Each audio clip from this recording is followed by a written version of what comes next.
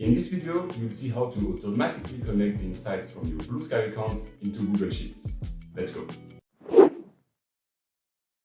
So from a Google Sheet, go to Extensions, Add-ons, Get Add-ons, and start typing Bluesky. And this is the one, Bluesky Insights for Google Sheets. Click on Install. Now go to Continue. Select all. Click on Continue. Okay, close that, and you can close it. And in Extensions, now you can see the extension there. You can launch the connector. It's going to open a sidebar that you see over there. So first of all, you need to fill in those three fields: Bluesky handle, add password, and license key. So the Bluesky handle, if you don't remember it, you can just click here. And if you logged into your Bluesky account, you will see it easily. It's this over there without the @ So just grab that, put it there. Then you'll need to get an app password from Bluesky. So this is the link as well. So you can go there, you click on add app password. You can give it a name, whatever. And then it's going to give you this code that you copy and you put it there as the app password. And the last thing is a license key that you can get from there. So let's go there. So put your email over there. And click on Get My License Key. You'll get the license key right away. It's also going to send it to you via email. And you put it there. And basically you can tick this box if you want to remember all of this information for later runs. If you have several queries that you want to do, I encourage you to do that.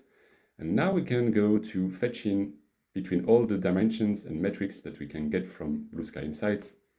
So let's start with posts. So anything related to our posts from our Bluesky account. So I'm going to grab the post text, the post date, and also the post URL. And in terms of metrics, all metrics related to my posts, such as the likes, and I'm going to select another one. Let's take, for example, engagement score.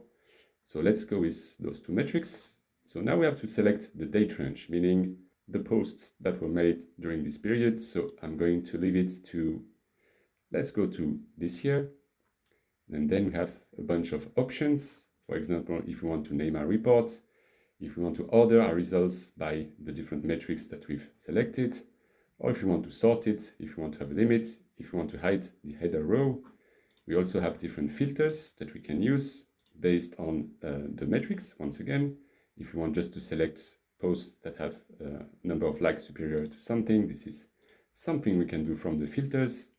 And then the scheduling options, you have different options. By default, there would be no automatic refresh, but you can also select every hour, every day, every week, or every month if you want your data to refresh automatically.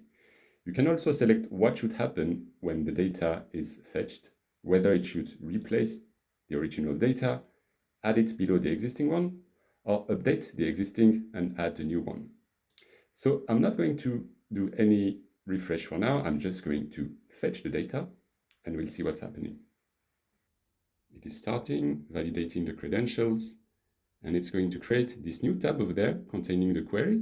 And if I go back to my original sheet, you would see all my different posts, the text, the date of the post, the URL, and the number of likes and engagement. So of course, this is just a one-shot. It's not going to refresh automatically because I haven't selected anything in there. But let's do another example. And let's try to follow up my daily number of followers and following of my account. So what I'm going to do another new query. I'm going to keep all of that. And in dimensions, the only one I'm going to fetch is the extraction date. And I'm going to fetch two metrics not related to posts, but to my account. And those are the followers and the number of people I'm following. This doesn't really matter actually because the Bluesky API is just able to fetch the number of followers and following I have as of today. So no matter what you select here, it's just going to give you one value. I'm going to name this report Daily Insights, and I'm not going to add any filter. And in the schedule, I'm going to take the option every day. And what should it do? It should add below the existing one. So when exporting, I'm going to have one line per day, and it's going to add them one below the other. So here we go, fetch data in this new sheet. And here is the first one.